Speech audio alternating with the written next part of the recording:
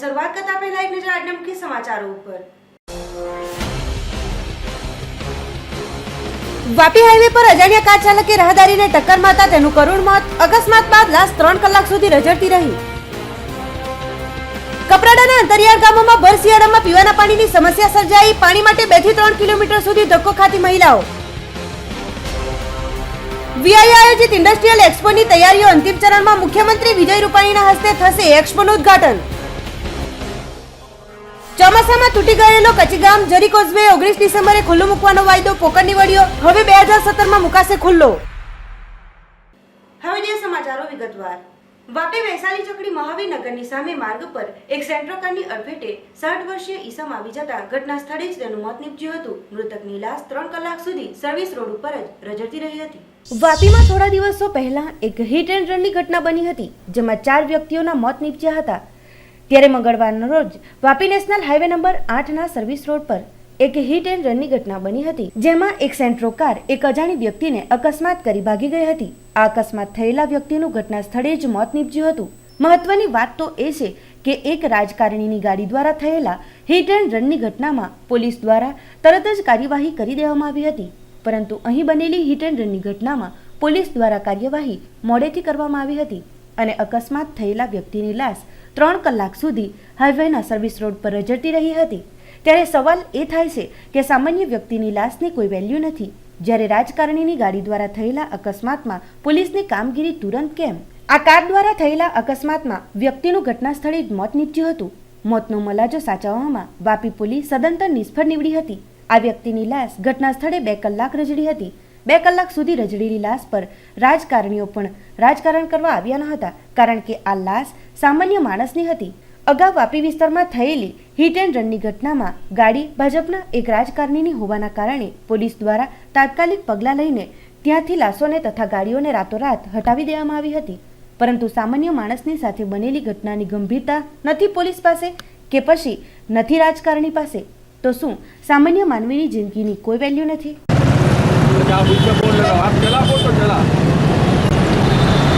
વલસાડ જિલ્લાના કપરાડા તાલુકાના જીરવલ ગામે 3000થી વધુની વસ્તી હોવા છતાં પણ સરકારી તંત્ર લોકો સુધી પીવાનું પાણી પહોંચાડવા માટે સદંતર નિષ્ફળ પુરવાર થઈ રહ્યું છે। આ ગામના લોકોને ભર શિયાળામાં પણ પીવાના પાણીની સમસ્યા ભોગવવી પડી રહી છે। કપરાડા તાલુકાના જીરવલ ગામનું આ દ્રશ્ય છે। અહીંની સ્થાનિક મહિલાઓને પીવાનું પાણીની એટલી હદે ગંભીર સમસ્યા છે કે પીવાનું પાણી લેવા માટે ડુંગરની તળેટીમાં નીકળેલા પીવાના પાણીના જરાના ખાડા એટલે કે સ્થાનિકો જેને વેરી તરીકે ઓળખે છે ત્યાં સુધી જવું પડે છે અને પાણી કંઈ તુરંત જ ભરાઈ જતું નથી।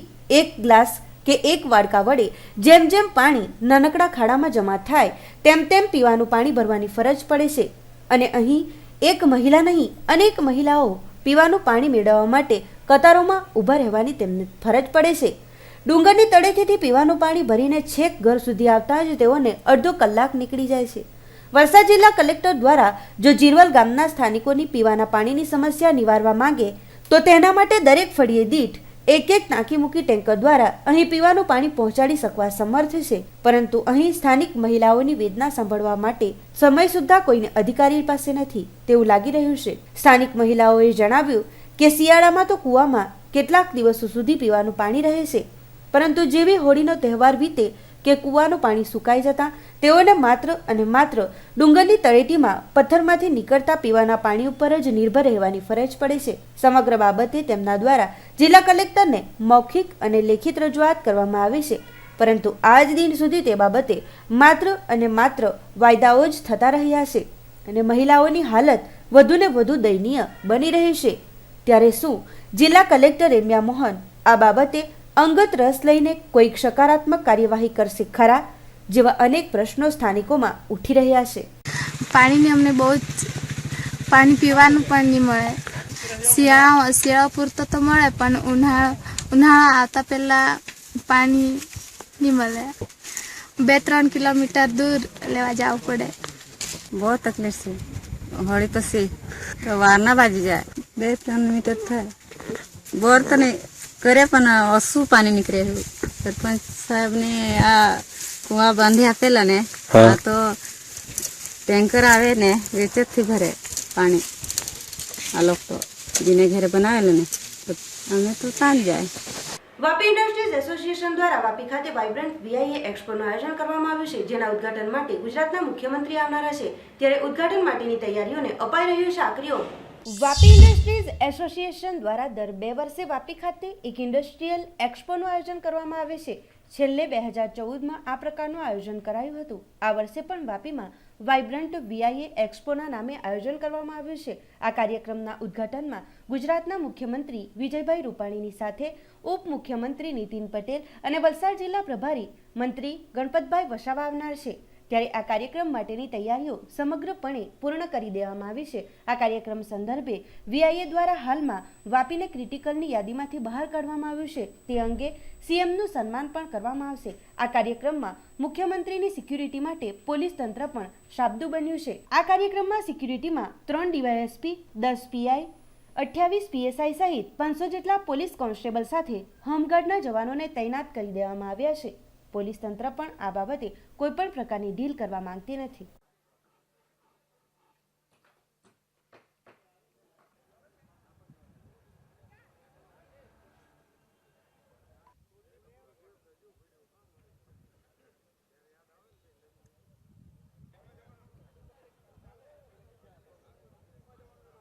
વાપી જિલ્લામાં માન્ય સીએમ સાહેબ પધારી રહ્યા છે, ત્યારે એમનો સીએમ બંદોબસ્ત અર્થે 40 અધિકારીઓ અને 500 પોલીસ હોમગાર્ડ સ્ટાફ એટલા માણસોની વ્યવસ્થા કરી છે. એમાં રોડ બંદોબસ્ત તથા ડોમ અને જે સાહેબ પધારવાના છે વીઆઈ હોલ. અમારી આ માટેની ખૂબ જ સુંદર તૈયારી છે અને અમે દરેકે કમિટી મેમ્બર અને આજે વાપી એસોસિએશન ખૂબ જ ઉત્સાહી છે કે આજે જે ક્રિટિકલમાંથી આપણે જે બહાર વાપી 2010થી લઈને હતું અને 2016માં જે બહાર આવ્યું એનું એક ઉજવણી પણ છે. સાથે સાથે અમારું વીઆઈ એક્સપોનું ઉદ્ઘાટન પણ છે અને આજે એક મોટા કાર્યમાં રાજ્યના મુખ્યમંત્રી શ્રી ખૂબ આગેવાની લીધેલી અને આમાંથી બહાર આવેલા છે, તો એક સાથે એમનું અમારે સન્માન પણ થઈ જશે અને સાથોસાથ વીઆઈનું આ ઉદ્ઘાટન છે એ પ્રસંગે અમે ખૂબ જ બધા હર્ષની લાગણી અનુભવી છે અને એની માટે અમારી ઇન્ડસ્ટ્રી ને તેમજ એક્સપોના એક્ઝિબિટર ખૂબ સુંદર આયોજન કરવામાં આવેલ છે. 21મી ડિસેમ્બરને બુધવારના રોજ રાજ્યના મુખ્યમંત્રી હસ્તે પાર્ટી ખાતે ઓડિટોરિયમ હોલની સાથે વિવિધ વિકાસલક્ષી કામોના ઉદ્ઘાટન થનાર હોય. આ કાર્યક્રમ પ્રસંગે નગરપાલિકાના પ્રમુખ Ratanben Patel, in charge chief officer Kamlesh Patel, chairman Devendra Shah, ઉપપ્રમુખ બાંધકામ સમિતિના અધ્યક્ષની સાથે નગરપાલિકાના તમામ સદસ્યો તથા કર્મચારીગણ હાજર રહેશે. પાટીનગરમાં auditorium hall, Bharat Ratna Morarji Desai hall અને સ્પોર્ટ કોમ્પ્લેક્સ તેમજ વિવિધ વિકાસના કામોનું ઉદ્ઘાટન 21મી ડિસેમ્બરને બુધવારના રોજ ગુજરાત રાજ્યના મુખ્યમંત્રી વિજયભાઈ રૂપાણી હસ્તે કરવામાં આવનાર છે. જે કાર્યક્રમની તૈયારીઓ પાડી ખાતે હાલ ચાલી રહી છે, ત્યારે મંગળવારના રોજ સવારથી જ પોલીસનો કાફલો, દરેક સરકારી વિભાગના અધિકારીઓ, કર્મચારીઓ, પાડી નગરપાલિકાની ટીમ, પાડીના પ્રાંત અધિકારી, ડેપ્યુટી કલેક્ટર વીપી મચ્છાર સાહેબ, કલેક્ટર રેમ્યા મોહન, એસપી સુનિલ જોશી વગેરે પાડી ખાતે પહોંચ્યા હતા અને નિરીક્ષણ કર્યું હતું. સાથે જ નવસારીથી ખાસ બોમ્બ સ્ક્વોડની ટીમ અને ડોગ સ્ક્વોડની ટીમ પાડી ખાતે આવી પહોંચી હતી.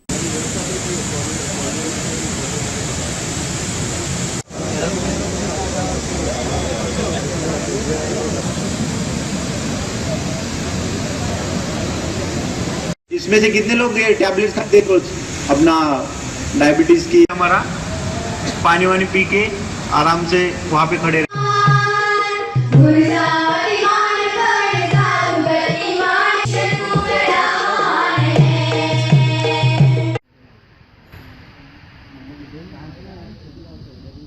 नाम तो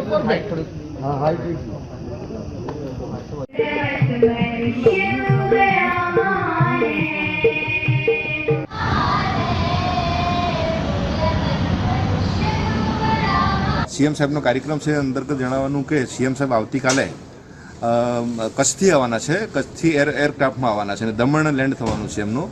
ત્યાંથી લેન્ડ 2 થી 2.5 કલાકમાં આવી જશે. ત્યાંથી સીધા બાય રોડ આપણે આ પાતલિયા ઉદવાડા થઈને સીધું સ્પોર્ટ કોમ્પ્લેક્સનું લોકાર્પણ કરશે અને થોડું વિઝિટ કરશે. ત્યાં પછી સીધું આપણે આ ઓડિટોરિયમ હોલ છે ત્યાં આગળ સાહેબનો સ્ટેજ કાર્યક્રમ છે અને એ કાર્યક્રમ રાઉન્ડ અબાઉટ 1 કલાકનો છે અને ત્યાર પછી સીધા વાપી ખાતેનો કાર્યક્રમ છે. વાપી એક્સપો 2016 અંતર્ગતનું આખું ત્યાં ઇન્ડસ્ટ્રીયલિસ્ટ બધું 5 ડોમ બનાવ્યા છે અને અંતર્ગતના ત્યાં પણ 1.5 કલાકનો સ્ટેજ કાર્યક્રમ છે. ત્યાર પછી એમનો કાર્યક્રમ પતી જશે અને સીધા 6 વાગે દમણ એરપોર્ટથી પરત ગાંધીનગર જવા રવાના થવાના છે.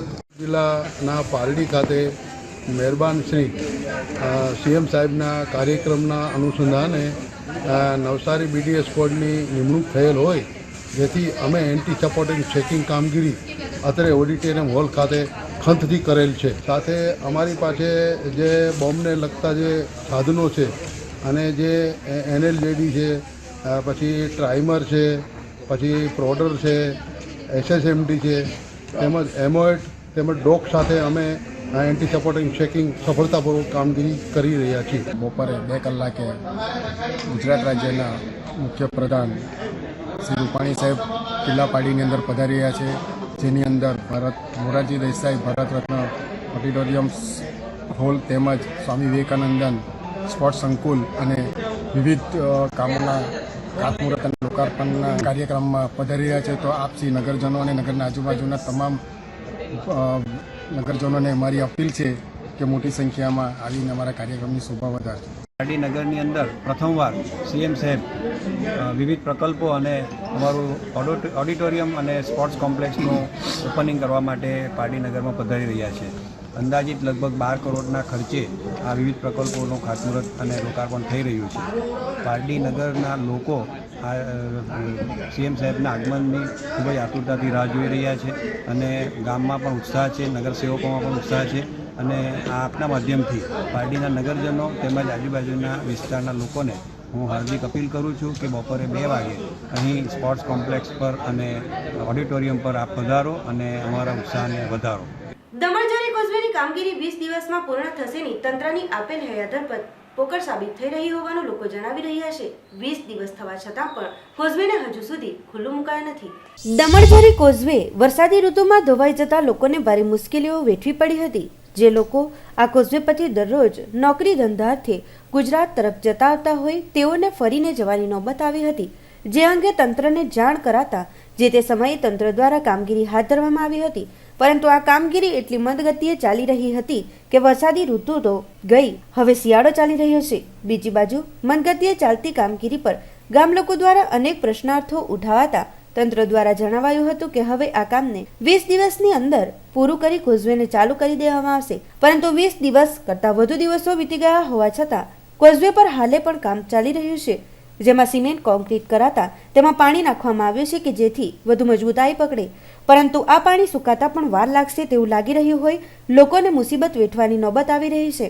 આ અંગે તંત્ર દ્વારા જણાવાયું છે કે હવે તારીખ 1 જાન્યુઆરી 2017 સુધીમાં આ કોઝવેને ખુલ્લો મુકાશે. ત્યારે ગામ લોકોનું કહેવું છે કે તંત્ર દ્વારા આપવામાં આવેલ આ સમયમાં ખરેખર કોઝવેને ખુલ્લો મુકાશે કે પછી માત્ર વાયદો જ બની રહેશે.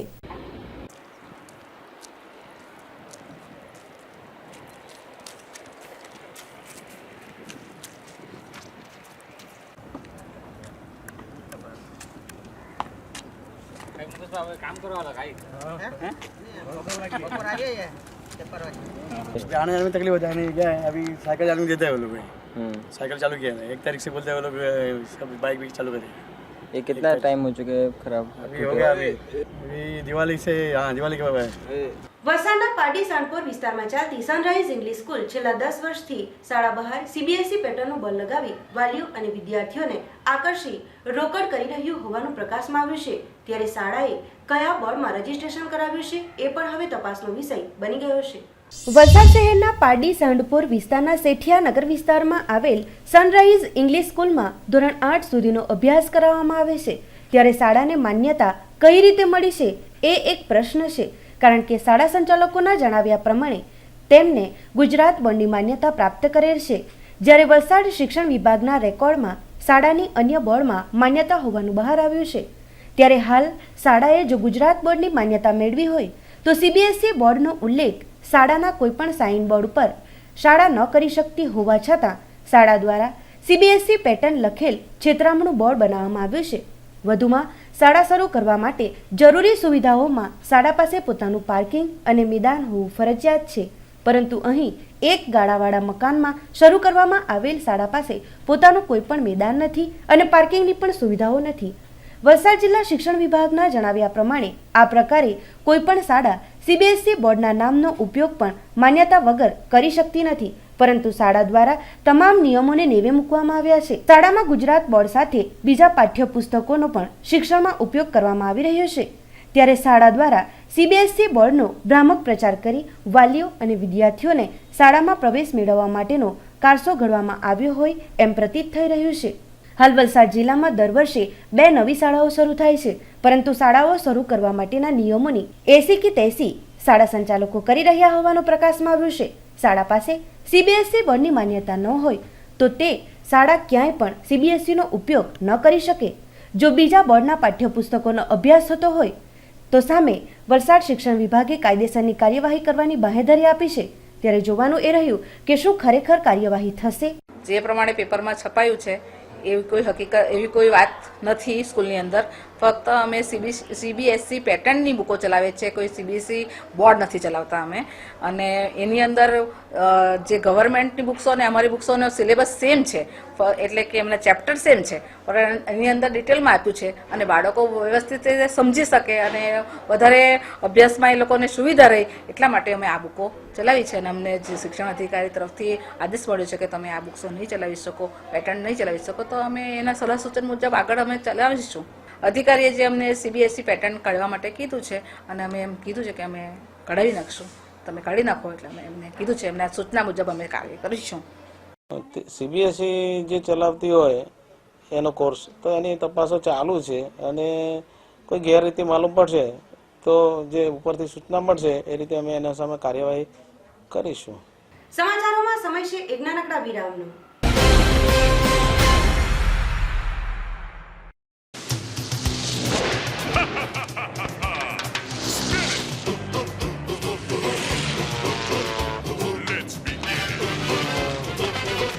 વાપી ઉત્સવ મેળો 2016.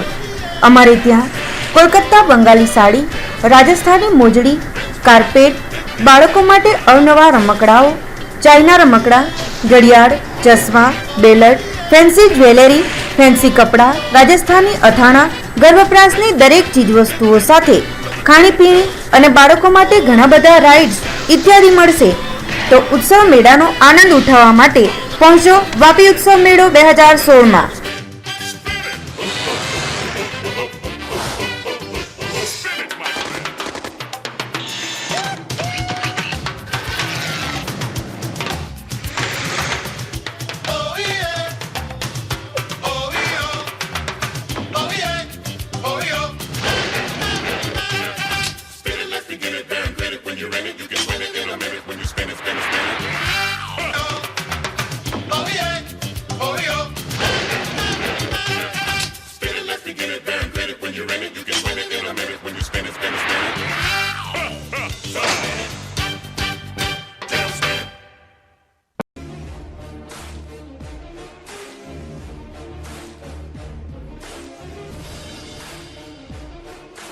પાર્ટીમાં પ્રથમ વખત એકમાત્ર ઇલેક્ટ્રોનિક શોપ, જેમાં તમને મળશે સેકન્ડ સેલ્સ ભવ્ય છૂટ ધમાકા ઓફર સાથે. ઇલેક્ટ્રિક આઇટમોમાં fridge, washing machine, micro oven, LED TV, AC વગેરે નવી વસ્તુ બજાર કરતાં સસ્તા ભાવે હવે સના સેલ્સ ઇલેક્ટ્રોનિક શોપમાંથી મળી રહેશે, જેમાં તમને મૂળ કિંમતમાંથી ₹15,000 થી 20,000 સુધીનો ફાયદો રહેશે.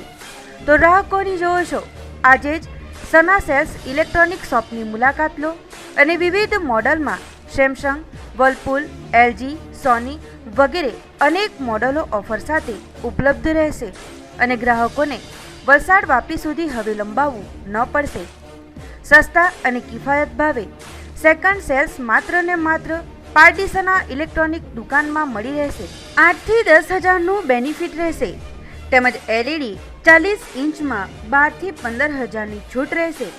અમારું સરનામું છે G2 Sana complex, Chival road, કિલ્લા પારડી. મોબાઈલ નંબર 9033585830 8866643754 પર સંપર્ક કરવો.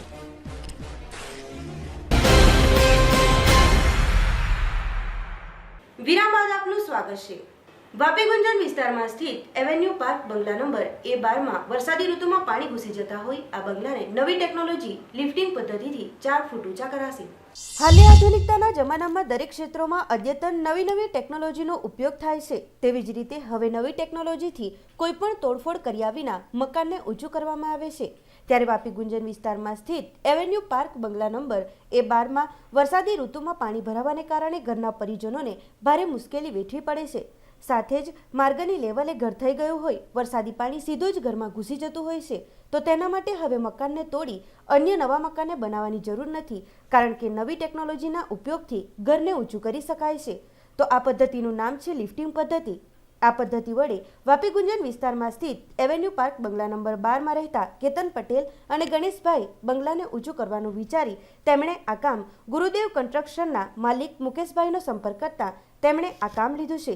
તેઓ તેમના કામદારો સાથે પહોંચી બંગલાને 4 ફૂટ જેટલો ઊંચો કરશે, જે માટે તેઓ મકાનને નીચેથી દરેક જગ્યાએ ખોદી બાદમાં જેક લગાવી મકાનને ઊંચું કરી દેશે. લગભગ 2 માસમાં આ બંને બંગલાઓને ઊંચા કરી દેવાશે. મુકેશભાઈએ જણાવ્યું કે આ કામ તેઓ પાછલા 21 વર્ષોથી કરતા આવી રહ્યા છે અને આજ સુધીમાં લગભગ 4500થી વધુ ઘરોને જેક લગાવીને ઊંચા કર્યા છે. તેઓ પૂરા બંગલાની जिम्मेदारी લઈ આ કામ કરે છે. ये काम हमारा तो पुराना 20 साल से हम ये काम कर रहे हैं, पूरे भारत में हम कर रहे हैं और ये पहला है दक्षिण गुजरात में वापी में ये पहला काम है. बाकी और जगह गुजरात में सारी सिटियों में किया हुआ है. आप जो आपने जो ये मकान देखा है 2 मकान जॉइंट में है, वो दोनों मकान में से साथ में इसको उठा रहे हैं हम. अगर एक उठाना है तो भी इसको उठा सकते हैं आप, मगर ये 2 मकान साथ में उठ रहे हैं. ये मकान मालिक ने अहमदाबाद में आके बहुत सारे काम देखा, उसके बाद इसको लगा कि उठाने से ठीक रहता है, तो ये मकान इसलिए उठा रहे हैं. ये मकान उठाने से एक तो आपका समय का बचत होता है और पैसे का बचत होता है. अगर ये मकान आप तोड़कर नया बनाते हो तो 80 लाख से करोड़ रुपए तक का खर्चा हो जाता है. आप ये इससे जैक से उठाते हो तो 2 महीने में और 15 से ज़्यादा 10 से 15 लाख में आप उसको पूरा उठा सकते हो. ये मकान हम 4 फुट ऊंचा कर रहे हैं, इसके अंदर 400 से ज़्यादा जैक लगे. ये मकान है जैसे, तो इसका हम वेट कैलकुलेशन करके इसके हिसाब से उसको जैक लगाते हैं. तो इसको स्क्वायर फीट के हिसाब से जैक लगता है. जैक के ऊपर मकान के जो पॉइंट रहते हैं वो पॉइंट पर एक इंसान रहता है और इसके हम नंबर बोलते रहते हैं. इस तरफ आदमी हमारा जैक घुमाता रहता है और उसके घुमाने में भी एक mm का लगता है, उसके हिसाब से पूरा जैक उठता है. ये मालिक को क्या है कि यहाँ मकान बारिश के समय में 2-2 फीट तक पानी घर में आ जाता था, तो उन्होंने ये सुना कि भाई ऐसा होता है तकनीक. तो ये तकनीक से हमने फ़ोन किया, हम यहाँ आकर देखा, उन्होंने हमारे 2-4 साइडों की विजिट की. इसके बाद उनको लगा कि सही बात है, तो हमने इसको दिया. ये काम करते समय हम पूरा गारंटी पूर्वक का एग्रीमेंट करके देते हैं कि मकान को कुछ होता है तो टोटली हमारी जिम्मेदारी रहती है. પાટીનગરમાં કેશલેસ અભિયાન અંગે વ્યાપારી તેમજ ગ્રાહકોને જાગૃત કરવા પાર્ટીની સેવાભાવી મહિલાની ટીમે રજૂ કર્યો હતો ડેમો. હાલમાં વડાપ્રધાન નરેન્દ્ર મોદીજી દ્વારા કેશલેસ અભિયાનને ફેલાવવાની હાકલ કરવામાં આવી રહી છે, ત્યારે પાટીનગરમાં પણ કેશલેસ અભિયાનને લઈ લોકોને જાગૃત કરવામાં આવી રહ્યા હોય પાર્ટીની સેવાભાવી મહિલાની ટીમ દ્વારા પાટીનગરના વેપારીઓ અને ગ્રાહકોમાં જાગૃતતા લાવવા મંગળવારના રોજ એક અભિયાન હાથ ધરાયું હતું, જેમાં સેવાભાવી મહિલા દીપ્તિબેન નિલેશ ભંડારી, સભ્યો જીતેન પટેલ, મિરલ ભંડારી, જગદીશ અને નીતિન દ્વારા અનાજ કિરાણાની દુકાનો, રજવાડી જનરલ સ્ટોરમાં પહોંચી જઈ ગ્રાહકો અને વેપારીઓમાં કેશલેસ પદ્ધતિના ડેમોમાં ઇન્ટરનેટ અને સ્માર્ટફોન વગર પણ કેશલેસ લેવડ દેવડ શક્ય છે તે અંગેની માહિતી આપી હતી અને આ પદ્ધતિને રજૂ કરી હતી, જેમાં એક આધાર કાર્ડ અને બિલ પેમેન્ટ સિસ્ટમ સાથે જ અનસ્ટ્રક્ચર્ડ સપ્લિમેન્ટરી સર્વિસ ડેટા પદ્ધતિ દ્વારા સમજણ પૂરી પાડવામાં આવી હતી. મોબાઈલ નંબર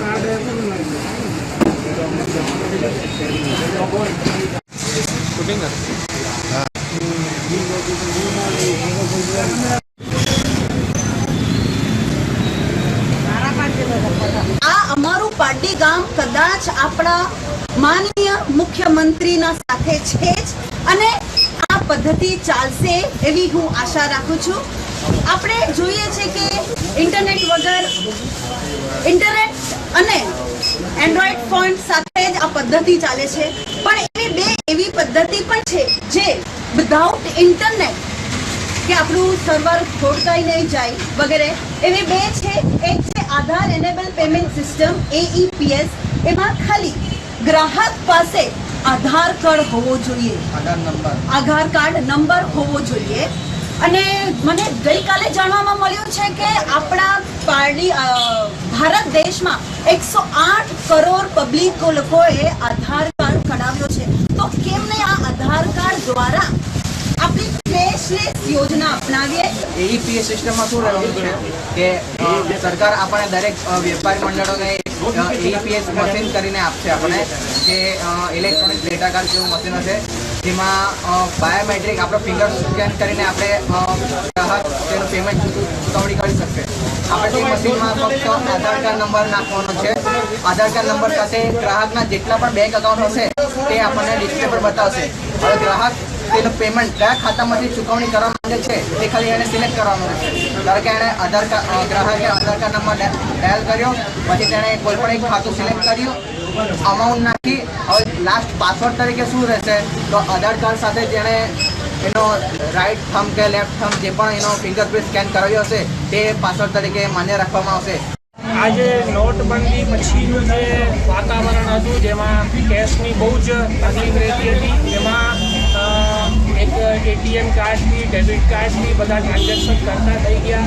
આ કેશલેસ જે ઇકોનોમી તરફ દેશ આગળ વધી રહ્યો છે એમાં અમે સરકારશ્રીની સાથે છીએ. વેપારીઓ બધા અમે એ જ દિશામાં સરકારને બધી રીતે કોઓપરેટ કરી આગળ વધીશું એવું અમારી ભાવના છે.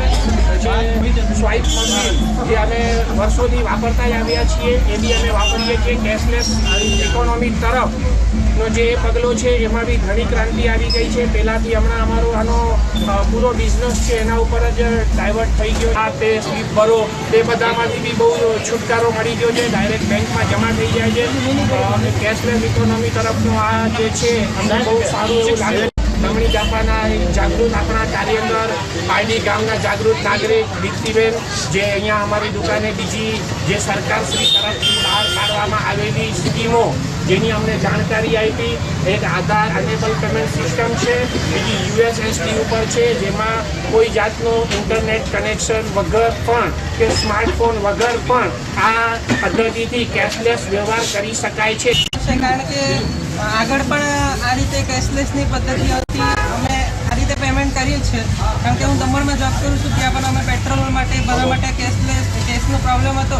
આ રીતે જ અમે કર્યું છે. અને દમણથી પણ આ તમે જે રીતે ઇન્ટરવ્યૂ લઈ રહ્યા છો એ પ્રમાણે પણ ગવર્મેન્ટ ઓફિસર લોકો ત્યાં અમારી કંપનીમાં પણ આ ડેમો આપવા માટે આવ્યા હતા. તો ખૂબ જ સારી બાબત છે. અતુલ વિદ્યાલય શાળાના વાર્ષિક ડેની ઉજવણી પ્રસંગે ફિલ્મ સ્ટાર બોમન ઈરાની મહેમાન બન્યા હતા. વલસાડ નજીક અતુલ વિદ્યાલય શાળા ખાતે સોમવારના રોજ 25મા વાર્ષિક ડેની ઉજવણી ખૂબ જ ઉત્સાહભેર કરવામાં આવી હતી. આ પ્રસંગે film star Bouman Irani, state bank of ઇન્ડિયાના ચેરપર્સન અરુણાદત્તી ભટ્ટાચાર્ય તેમજ ઓલિમ્પિક ભારતીય ખેલાડી દેવેન્દ્ર ઝઘરિયા ખાસ મહેમાન બન્યા હતા. દરેક મહેમાનોએ પોતાના પ્રતિભાવો રજૂ કર્યા હતા. બોમન ઈરાનીએ પોતાના બાળપણના શાળામાં અભ્યાસ કરતા સમયના પ્રસંગોને યાદ કર્યા હતા. સાથે જ પોતાના સ્વરકંઠે ગીત પણ રજૂ કર્યું હતું. આ અવસરે શાળાના આચાર્ય, વિદ્યાર્થીઓ અને વાલીઓએ તેમની હાજરીની ખાસ નોંધ લઈ તેમનો આભાર વ્યક્ત કર્યો હતો.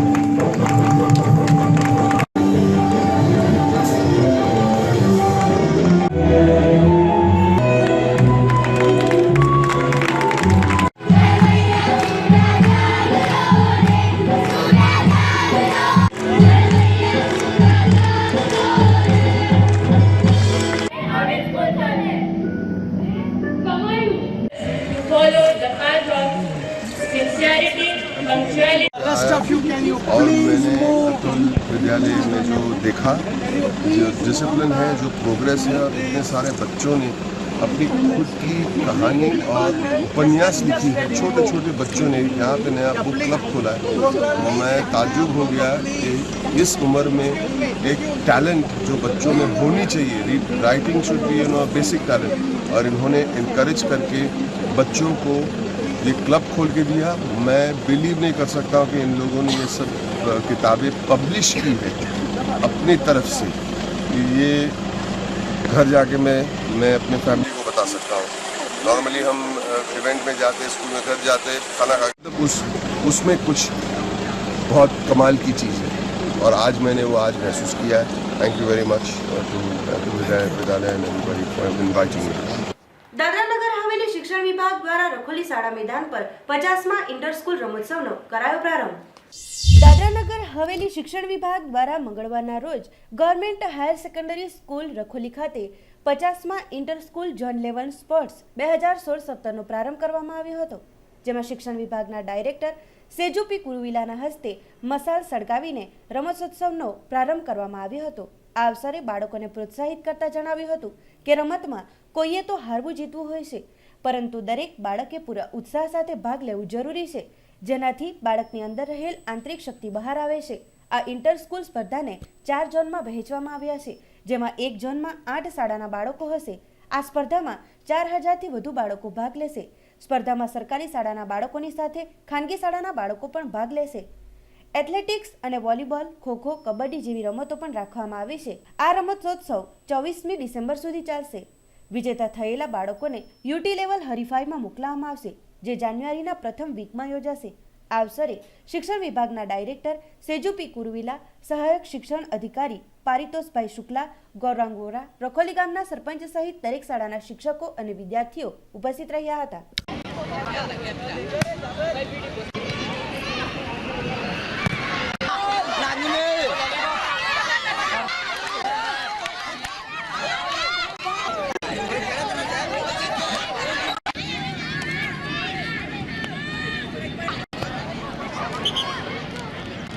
जितने भी बच्चे हैं वो बच्चों को भी इस खेल में खेलदिली पूर्वक हिस्सा लेकर अपने प्रदेश का, ना केवल अपने प्रदेश का, अपने विद्यालय से एक इनको प्लेटफॉर्म जो मिला है, इसके लिए मैं इनको शुभकामनाएं देता हूं. और ये 20 से लेके 24 तारीख तक ये जोन लेवल का एक कंपटीशन होगा. इसके बाद जनवरी महीने में ये हम इनका आयोजन करेंगे यूटी लेवल का. इसमें यहाँ से जो विनर्स टीम है इनका एक चयन होगा हर एक जोन से, और इसमें से जो बच्चे एक टीम बनेगी और वो टीम वहाँ पर फाइनल 4 जोन की टीम फाइनल में रहेगी और इंडिविजुअल इवेंट के एथलेटिक मीट होगी. साल हम जोनल लेवल पे ऑर्गेनाइज कर रहे हैं पहले, तो 20 तारीख से 24 तारीख तक जोनल लेवल कंपटीशन होगा. इसमें 4 जोन में बांटा हुआ है स्कूल्स को, तो हर जोन में अराउंड 9-10 स्कूल है, तो उनका डेली कंपटीशन रहेगा. इसमें एथलेटिक्स भी है और स्पोर्ट्स का भी है.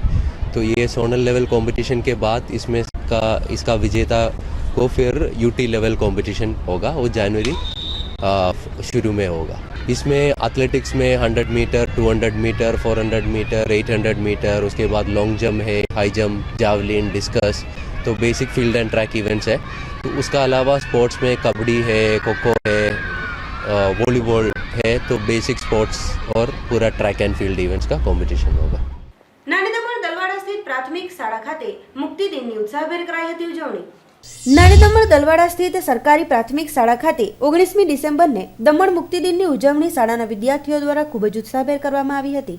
પ્રથમ શાળાના આચાર્ય છોટુભાઈ પટેલે ધ્વજવંદન ફરકાવી ત્રિરંગાને સલામી અપાઈ હતી. તે બાદ રાષ્ટ્રગીત ગાવામાં આવ્યું હતું. આ પ્રસંગે ગામના અગ્રણીઓ, ભાઈઓ, બહેનો, ભૂતપૂર્વ વિદ્યાર્થીઓ વગેરે ઉપસ્થિત રહ્યા હતા. આ અવસરે શાળાના વિદ્યાર્થીઓ દ્વારા સાંસ્કૃતિક કાર્યક્રમ રાખવામાં આવ્યો હતો, જેમાં પ્રાર્થના, સ્વાગત ગીત, દેશભક્તિ ગીત વગેરે અલગ અલગ કૃતિઓ રજૂ કરવામાં આવી હતી.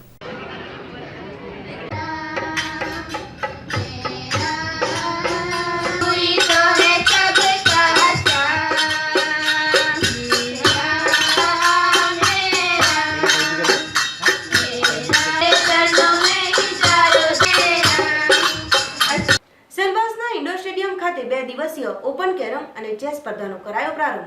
સેલવાસના ઇન્ડોર સ્ટેડિયમ ખાતે મંગળવારના રોજ ખેલ અને યુથ વિભાગ દ્વારા ઓપન કેરમ અને ચેસ સ્પર્ધાનો પ્રારંભ કરવામાં આવ્યો હતો, જેમાં 268 વિદ્યાર્થીઓએ ભાગ લીધો હતો. આ ટુર્નામેન્ટનો પ્રારંભ ખેલ વિભાગના અધિકારી અશોક કુમાર મિશ્રાના હસ્તે કરવામાં આવ્યો હતો. આ સ્પર્ધા 2 દિવસીય ચાલશે, જેમાં વિજેતા થનારને પ્રોત્સાહિત ઇનામો પણ આપવામાં આવશે.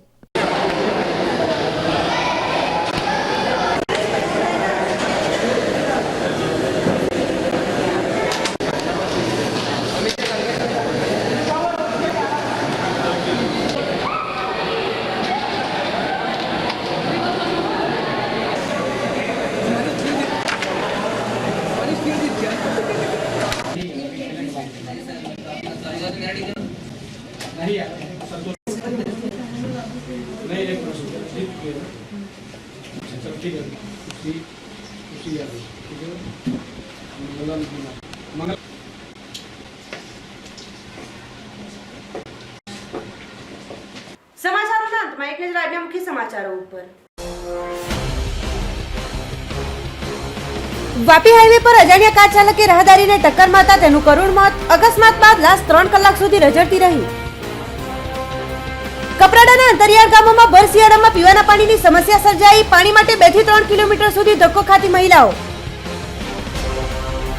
વીઆઈ આયોજિત ઇન્ડસ્ટ્રીયલ એક્સપોની તૈયારીઓ અંતિમ ચરણમાં. મુખ્યમંત્રી વિજય રૂપાણીના હસ્તે થશે એક્સપોનું ઉદ્ઘાટન. ચોમાસામાં તૂટી ગયેલો કચ્છગામ જરી કોઝવે 19 ડિસેમ્બરે ખુલ્લો મૂકવાનો વાયદો પોકળ નીવડ્યો. હવે 2017માં મુકાશે ખુલ્લો. તો આ હતા અત્યાર સુધીના સમાચારો. નવા સમાચાર સાથે જોતા રહો જેક ન્યૂઝ. નમસ્કાર.